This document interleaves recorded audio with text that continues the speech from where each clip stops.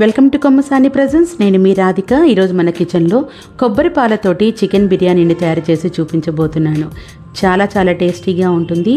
Piece కూడా మంచిగా జ్యూసీగా చాలా సాఫ్ట్గా ఉడికిపోతుంది. చాలా ఈజీగా కూడా మనం ప్రిపేర్ చేసేసుకోవచ్చు.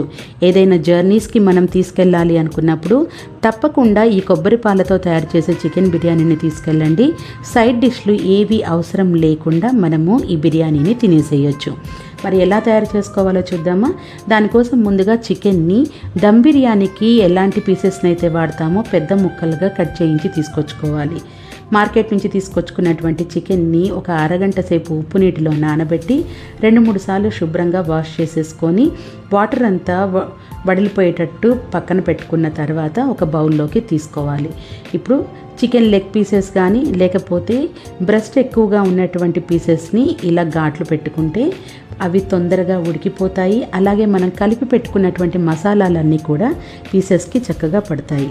తర్వాత 1 స్పూన్ పసుపు, 1 స్పూన్ కారం, 1 స్పూన్ ధనియాల పౌడరు, తగినంత ఉప్పు, 1/2 స్పూన్ జీలకర్ర పొడి, 1/2 spoon garam masala, 1 spoon chicken masala ఇవన్నీ వేసేసుకున్న తర్వాత 2 టేబుల్ స్పూన్ల అల్లం వెల్లుల్లి పేస్ట్, కొంచెం పుదీనా, కొంచెం కొత్తిమీర వేసుకొని బాగా ఫ్రై చేసుకున్నటువంటి డ్రైడ్ ఆనియన్స్ని వేసుకోవాలి. అలాగే 2 స్పూన్ల ఫ్రెష్ పెరుగును కూడా వేసుకొని ఒక గిన్నెలోకి తీసుకొని మొత్తం అన్ని ముక్కలకి పట్టేటట్టుగా కలుపుకోవాలి. ఈ మసాలాలన్నీ ముక్కలకి పట్టేటట్టుగా కలుపుకుంటేనే మనకి ఆ ఫ్లేవర్ అనేది బాగుంటుంది. కాబట్టి టైం తీసుకొని పీసెస్ అన్నీ చక్కగా కలుపుకోండి. దీనిలోకి నిమ్మకాయ రసాన్ని వేసుకోవాల్సిన అవసరం లేదు, పెరుగు సరిపోతుంది. తర్వాత 2 టేబుల్ స్పూన్ల ఆయిల్ని వేసుకొని ఈ ఆయిల్ కూడా మొత్తం ముక్కలకి పట్టేటట్టుగా కలుపుకోవాలి. స్పూన్ యూస్ చేయొచ్చు, లేదంటే హ్యాండ్ యూస్ చేసైనా కలుపుకొని ఒక 10 నిమిషాల వరకు మూత పెట్టి పక్కన పెట్టుకోండి. ఈలోపు కొబ్బరిని తీసుకొని ఫ్రెష్ కొబ్బరికాయను పగలగొట్టుకొని కొబ్బరి ముక్కల్ని తీసుకొని సన్నగా కట్ చేసుకొని వాటర్లో కడిగేసి వాటర్ పోయే వరకు ఆరబెట్టుకోండి. తర్వాత మిక్సీ జార్లోకి వేసేసుకొని మెత్తటి పేస్ట్ లాగా తయారు చేసుకోవాలి.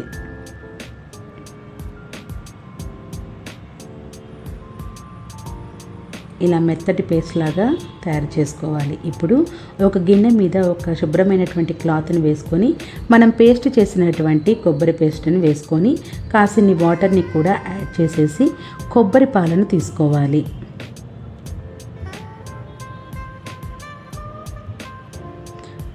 క్లాత్ని బాగా మెలిపెట్టి కొబ్బరి పాలను అనేవి తీసుకోవాలి. అవసరమైతే కొన్ని వాటర్ని కూడా యాడ్ చేసుకోవచ్చు. ఇలా కొబ్బరి పాలను ఒక పక్కన పెట్టుకొని ఇప్పుడు మందంగా ఉండే ఒక కడాయిని తీసుకొని దానిలో 2 టేబుల్ స్పూన్ల ఆయిల్ని వేసుకొని మనం కలిపి పెట్టుకున్నటువంటి చికెన్ పీసెస్ని వేసుకోవాలి. చికెన్ పీసెస్ వేసే వరకు ఫ్లేమ్ని మీడియంలో పెట్టుకోవాలి. చికెన్ పీసెస్ వేసిన తర్వాత ఫ్లేమ్ని హైలో పెట్టుకోవాలి.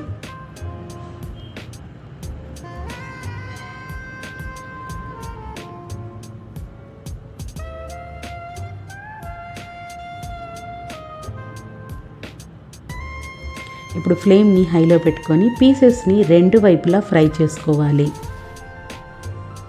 అన్ని పీసెస్ని కూడా ఒకవైపు బాగా ఫ్రై అయిన తర్వాత రెండో వైపుకు టర్న్ చేసుకొని 2 వైపులా బాగా ఫ్రై చేసుకోవాలి. దానికోసం ఫ్లేమ్ని హైలో పెట్టుకొని ఈ ప్రాసెస్ని కంప్లీట్ చేసుకోవాలి. ఈరోజు నా వీడియో కనుక మీకు నచ్చినట్లయితే తప్పకుండా నా ఛానల్ని సబ్స్క్రైబ్ చేసుకోండి, లైక్ చేయండి, షేర్ చేయండి, కమెంట్ చేయండి.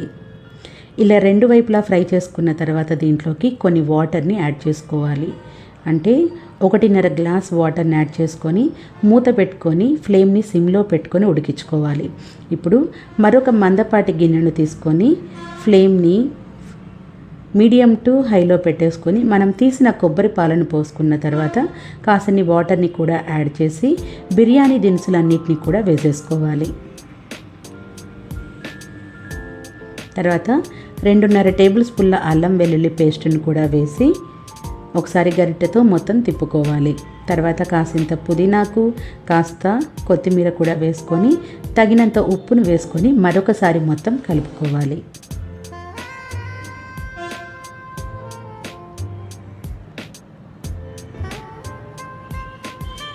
తర్వాత ఒక 3-4 పచ్చిమిరపకాయలని నిలువుగా కట్ చేసుకొని వేసేసుకోవాలి. మధ్య మధ్యలో ఒకసారి కర్రీని చెక్ చేసుకుంటూ ఉండాలి వాటర్ క్వాంటిటీ కోసం. ఇలా కొబ్బరి పాలు పొంగొచ్చిన తర్వాత అరగంట ముందు నానబెట్టుకున్నటువంటి బాస్మతి రైస్ని ముందుగా శుభ్రంగా కడిగి ఒక అరగంట సేపు నానబెట్టుకోవాలి. ఇలా కొబ్బరి పాలు పొంగొచ్చిన తర్వాత మనం నానబెట్టుకున్నటువంటి రైస్ని గిన్నెలోకి వేసేసుకోవాలి.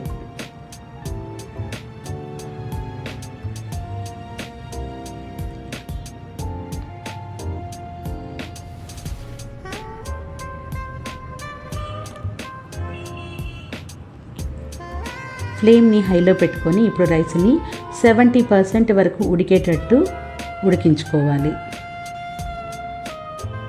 గరిటెతో తిప్పుకుంటూ, మరీ కంటిన్యూస్గా కాకుండా మధ్య మధ్యలో గరిటెతో తిప్పుకుంటూ మనం ఉడికించుకోవాలి.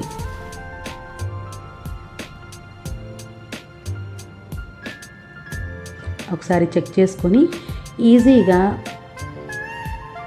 కట్ అవుతుంటే మనకి 70% కుక్ అయిపోయినట్టే. ఒక గిన్నెని పెట్టుకొని దానిలో జాలి గిన్నెని పెట్టుకున్న తర్వాత ఇప్పుడు వాటర్ని సపరేట్ చేసుకోవాలి.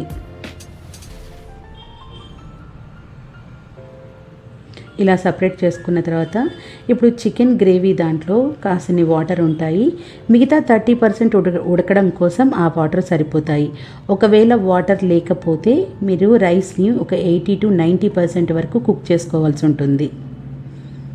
నాకు వాటర్ ఉన్నాయి కాబట్టి ఇంకో 30% వరకు ఉడికితే సరిపోతుంది కాబట్టి ఆ కొన్ని వాటర్ని అలాగే ఉంచేసి బిర్యానీ రైస్ వేసుకున్న తర్వాత మొత్తం మసాలా అంతా రైస్కి పట్టేటట్టుగా కలుపుకోవాలి. ఈ రైస్ ఉడికిపోవడానికి ఆ కాసిన్ని వాటర్ సరిపోతాయి. ఏ సైడ్ డిష్ అవసరం లేదు, పెరుగు అవసరం లేదు, గ్రేవీ కర్రీ అవసరం లేదు, ఊరికే తినేయచ్చు. కాకపోతే ఎవరైనా గెస్ట్లు వస్తే మాత్రం మీరు పెరుగు చట్నీతోటి గ్రేవీతోటి సర్వ్ చేయండి.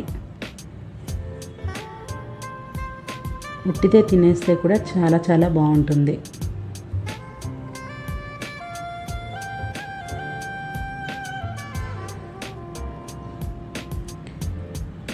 ఇలా మొత్తం స్ప్రెడ్ చేసిన తర్వాత 2 టేబుల్ స్పూన్ల బటర్ని వేసుకోండి. బటర్ లేకపోతే 2 టేబుల్ స్పూన్ల నెయ్యినైనా వేసుకోవచ్చు.